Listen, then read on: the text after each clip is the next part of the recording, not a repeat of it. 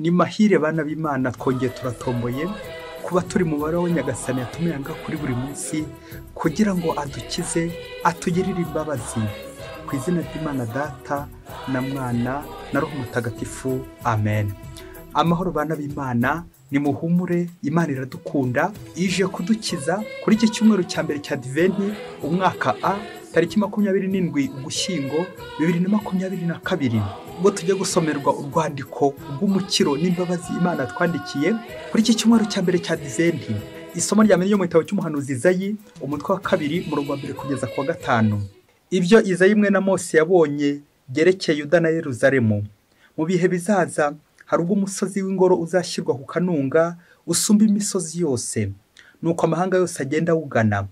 Abantu b'ibihugu byinshi bahaguruke bavuga bati, nimuze tuzamuke tujye ku musozi w'Uhoraho, ku ngoro y'Imana ya Yakobo. Azatwereka inzira ze tuzikurikire.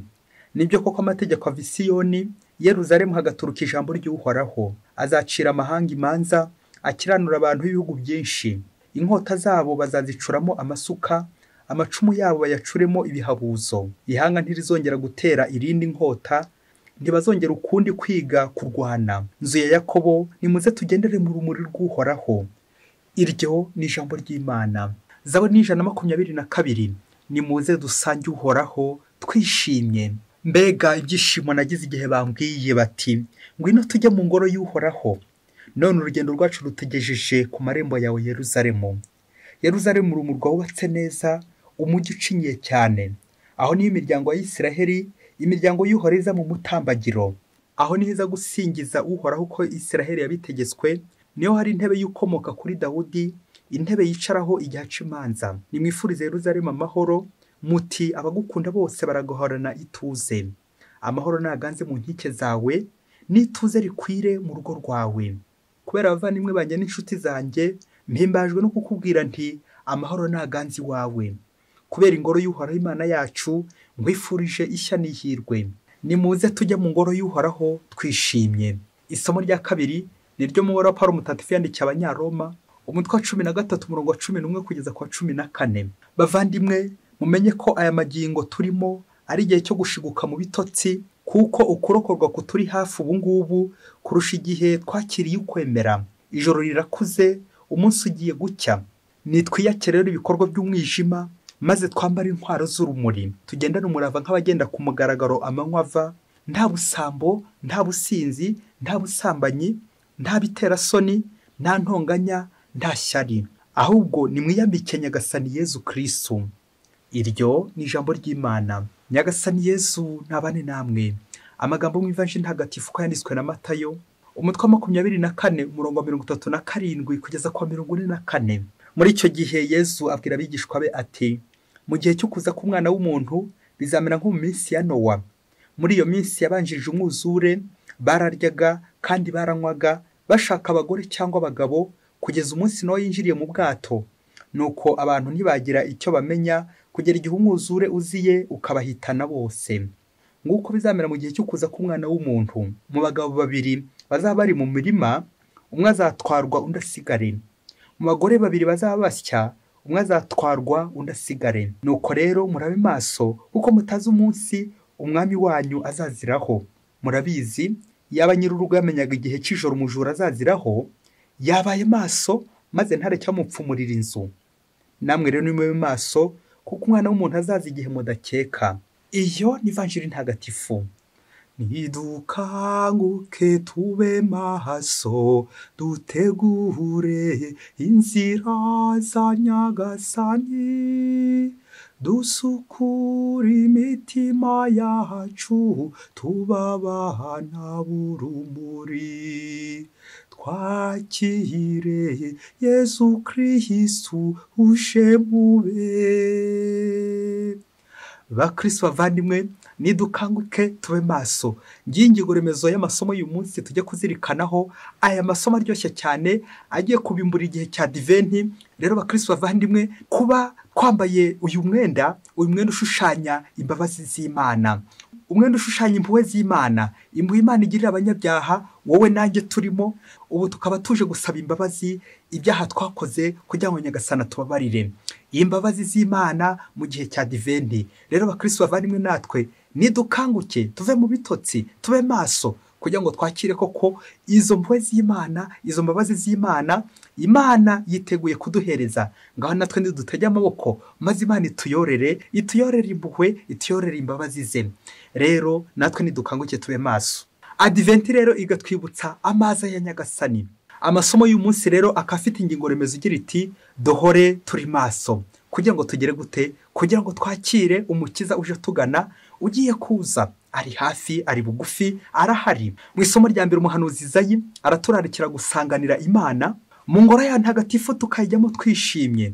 Rero uwo musozi w'ibyishimo urashushanya nanone ingoro ntagatifu dusengeramo, ariko cyane cyane umutimanama wacu, aho tugomba guhurira n'Imana. Birumvikana hari igihe twagiye tubabaye, ariko tukaza kuvayo twishimye. Kubera iki? Kuko twahuye na Nyagasani. Uwahuye na Nyagasani wese arishima. Rero uwo musozi w'ibyishimo hariyo amahoro, nta ntambara iharangwa. Uwo musozi ukaba uzaganwa n'amahanga yose. Umuhanuzi akarangira turarikira twese, nzu ya Yakobo, bantu mwese mutuye isi, tugendere mu rumuri rw'Uhoraho. Amen, amen, amen, amen. Ananyikirizo muri ibyo Zaburi uyu munsi nawe ati nimuze dusange Uhoraho twishimye. Amen. Iyo umuntu asanze Nyagasani aramusanganira, akamusiga, nanjye kuvuga akamunogereza, ubundi agasa neza, agasabana, agasenga. Iyo wasanze Nyagasani ushobora gusenga neza kandi bigakunda, kuko nyine uba wishimye. Na Paulo mutagatifu nawe mu isomo rya kabiri aradusaba gushiguka mu bitotsi. Ya ntego yacu nyine guhora turi maso, twiyake ibikorwa by'umwijima, tugendere mu rumuri. Amen. Ibikorwa by'umwijima rero ni ibintu byose twiberamo, uducogocogo t'ubuzima, tukaba mu buzima busanzwe, tukaba nk'aho Imana itariho. Ngebi bya bitera soni yarondoye: ubusinzi, uburaya, ubusambanyi, ubwomanzi, uburara, ubusambo n'ibindi byinshi cyane bitujyana mu mwijima, bityo tugasinzira ntitubone Imana. Gusinzira bavuga ntabwo ari uko akundi gusinzira nijoro ngahumbya amaso, ahubwo gusinzira no gutabona Imana, nuko amwicura burindi ibikorwa by'umwijima.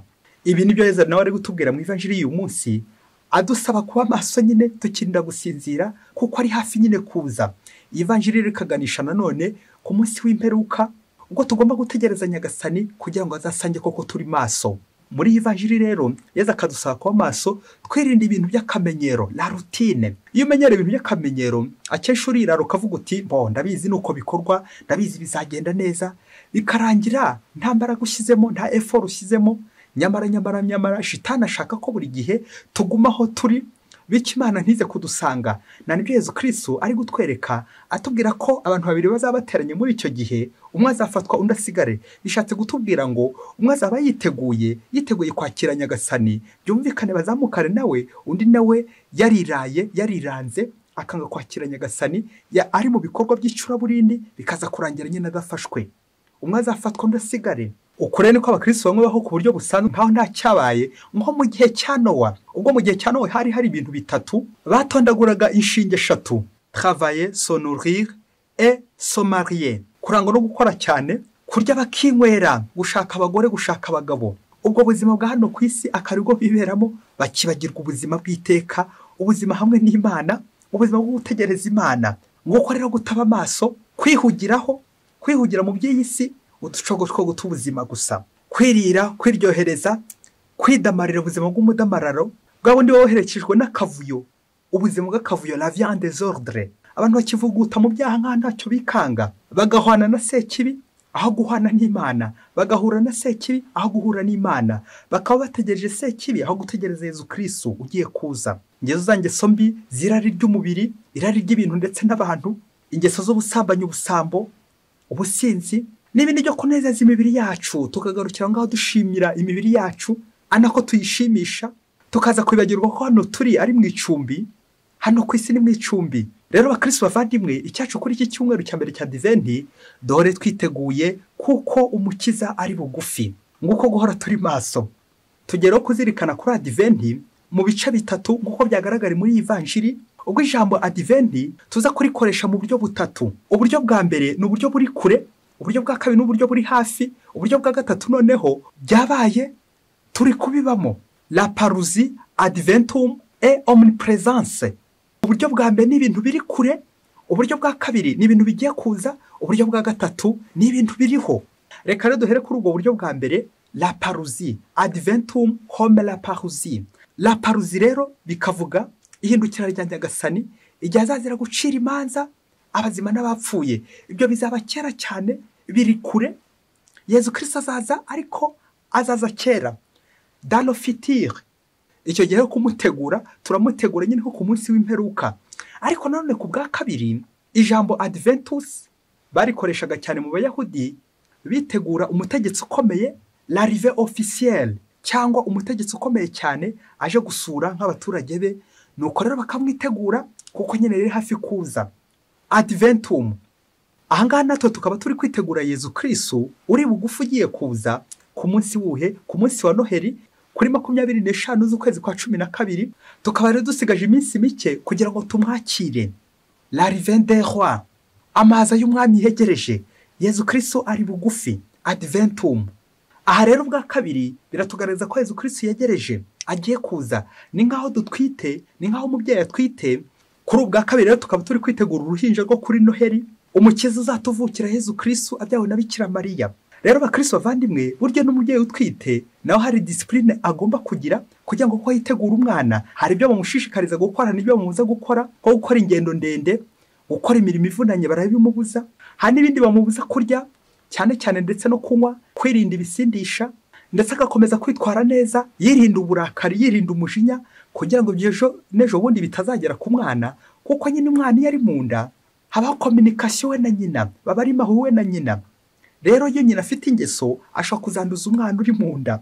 Nguko rero ko nyina nawe yirinda hato na hato ibyaha, ingeso mbi, hato n'ejo bundi zitazanduza umwana. Umwana akazavuka yuzuye ingeso, umwana akazavuka ameze nk'umusaza nyine wasaziye mu cyaha, wasaziye mu kibi, kandi ari uruhinja. Kandi byaba kubera iki? Kubera ko mama yamwanduje ingeso mbi.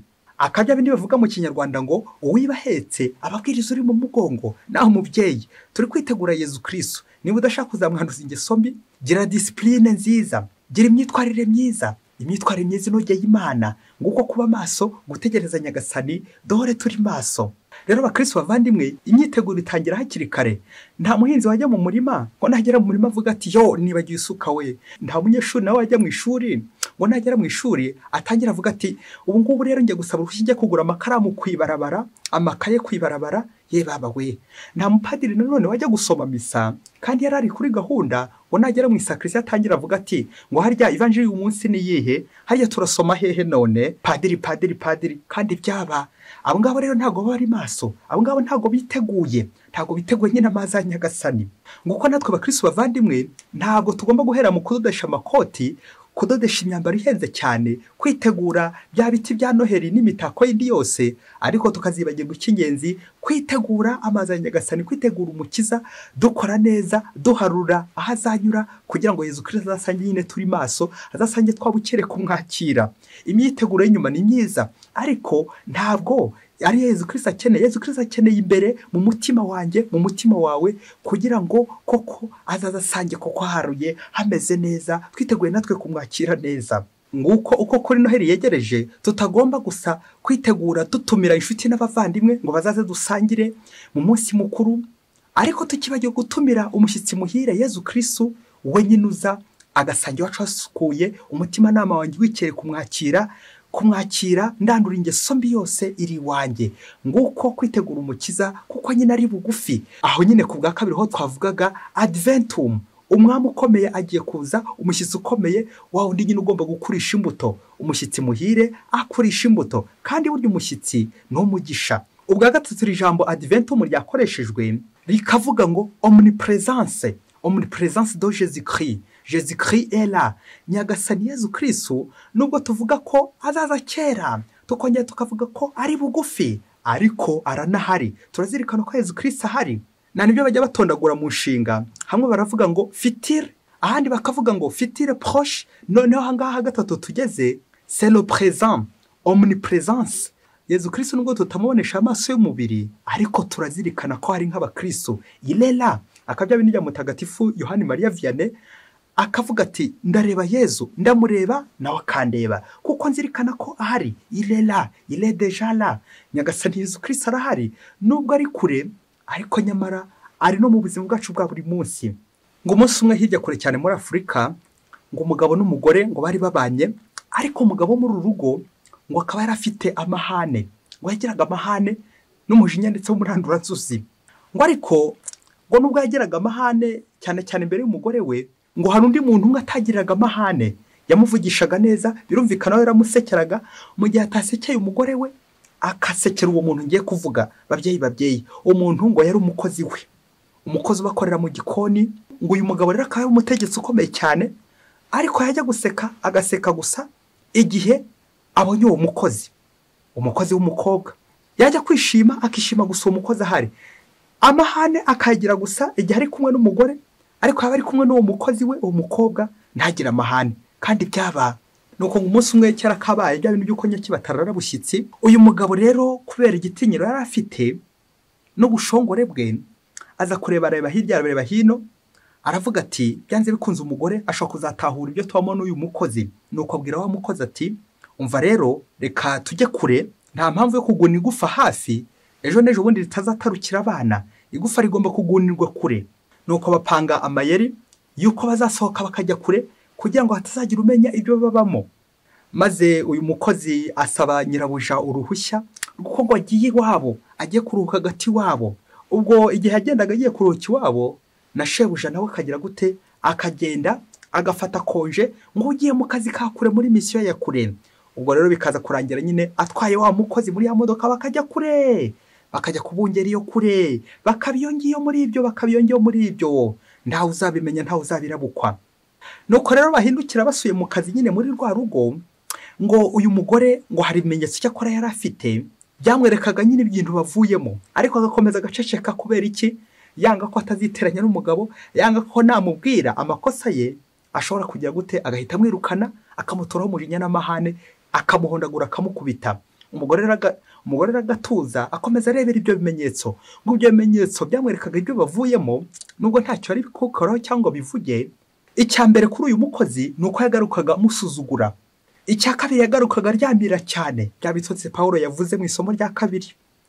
Icya gatatu uyu mukozi yagarukanaga umwanda, hehe n'isuku yo mu rugo, nta kwibwiriza.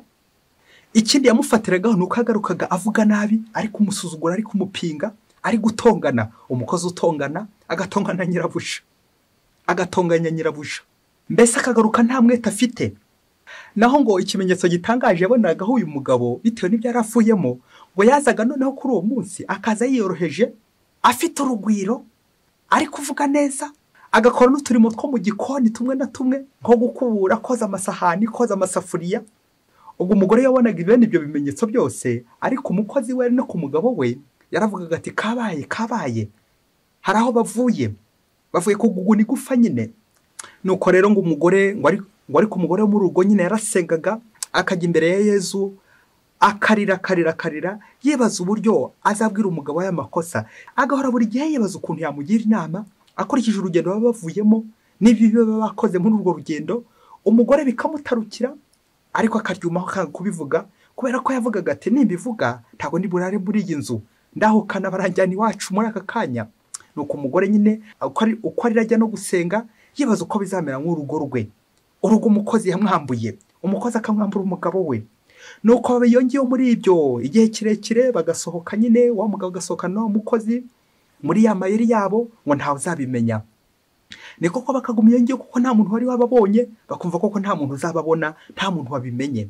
Nuko rero igihe kimwe kiza kugera bya bintu by'uko nyakibatarara bushyitsi, kandi ngo aho umutindi yanitse ntiriva, kandi ngo iminsi y'igisambo burya ibibaze, baza kugenda ngo umunsi umwe bageze iyo ngiyo muri rwa rugendo, muri iryo shyamba, iyo ngiyo ishyanga, hahandi nyine bagunira igufa ntihagire ubimenya. Nuko igihe kimwe kiraza kugera, ngo hakaba hari ibyo batari bumvikanye n'uyu mukozi, bishoboke ko uyu patro hari ibyo yari yamusezeranyije atamuhaye. Nuko wa mukobwa, bya bintu by'uko nyine shitani ishobora kukuririra neza, wa mukobwa noneho ahamagara abanyamutekano kugira ngo baze bafate uwo mugabo, kuko nyine hari ibyo batumvikanyeho. Ngaho nawe ufora uburyo umuntu mwabanye igihe kirekire, umukozi we none akamuhururije abantu bitewe n'iki? Birumvikana iki gihe noneho biza kugera kuri wa mugore we, baramutumiza kugira ngo aze funguze umugabo we, azana uruhu rw'amafaranga kugira ngo mufunguze. Wa mugore noneho birumvikana bijya byajya kumugaragara narabimenya. Nuko rero abanyamutekano bahageze, baje kugira ngo nyine bahane uyu nguyu, uyu patro, baje kugira ngo bahane uyu mugabo. Bahageze ngaho natekereza ikintu kigiye kubera aha ngaha. Bahageze basanga uwo mugabo ari shebuja, nanjye kuvuga bameze nka ba Kadogo, ari shebuja aho busanzwe bakoresha. Ngaho nawe yibaza uburyo bagiye gufata shebuja mu mashyingu, bagiye kumujyana muri prison kugira ngo bamufunge kubera ko baryamanye n'uyu mukobwa, kubera ko yarenganyije uyu mukobwa. Ngaho nawe byibaze uburyo ba Kadogo bagiye gufata patro wabo, shefu wabo, ngo bajya kumufungisha. Babyeyi, siniyo mvuga uburyo umurenge wose wahuruye kugira ngo baze barebe nyine iyi filime igiye gutambuka aha ngaha. Ari umugore yarabimenye, ari n'abandi bose barabimenye, iwabo umukobwa barabimenya, imiryango irabimenya, dore ko uyu mugabo nyine yari umuyobozi ukomeye cyane. None abayobora nibo baje kumufata kugira ngo bajye kumufunga kubw'amakosa yakoze, kuko hari ibyo tujuje bari basezanye n'uyu mukobwa. Muri amagufa barimo baguguniyo hirya. Ese uyu mugabo azapfa agasona umugore we amusaba imbabazi ko atazasubira? Yibaze nanjye nibaze. Ese ukibaza uti kuki ibi bintu byamenyekanye kandi barabikoze ari babiri bikingiranye, baragiye kure kugunira y'igufa? Byaje kumenyekana gute n'abantu benshi? Aha, bakristo bavandimwe, icyaha cy'ubusambanyi, udushobo twawo tubuzima, ibyaha dukora byose, ubusinzi, ubusambanyi, ubusambo, igihe kiragera bikigaragaza bikajya ku mugaragaro. Kubera iki? Aha, ngiye gukubwira impande ebyiri z'abantu babiri bari kurwana muri ibyo byaha byose. Impande ebyiri, uruhande rumwe n'urwa shitani. Shitani kibi cyayo irasakuza, ivuza induru, yishaka kudushyira ku karubanda, igashaka kudutaranga, igashaka kuduteza abandi, ikadashaka kudushyira ku mugaragaro. Ngiye ikibi cya shitani. Shitani ahorana urusaku, shitani ahorana n'induru, shitani abashaka kudukoza isoni buri gihe. Nguko byamenyekanye. Ntabwo byari kumenyekanye shitani atabijyamo. Bakumvikana, ariko igihe kimwe kikaza kugera bagashwana. Kubera iki?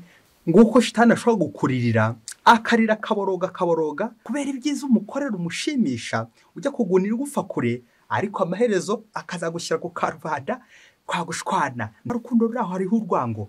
Noneho ku bwa kabiri hari ku rundi ruhande Imana yo ihora aho ngaho, yo Imana silencieux kile. Imana buri gihe irangwa n'umutuzo. Buriya dukora amafuti, tugakora amafuti menshi cyane. Aya mafuti tukayakora.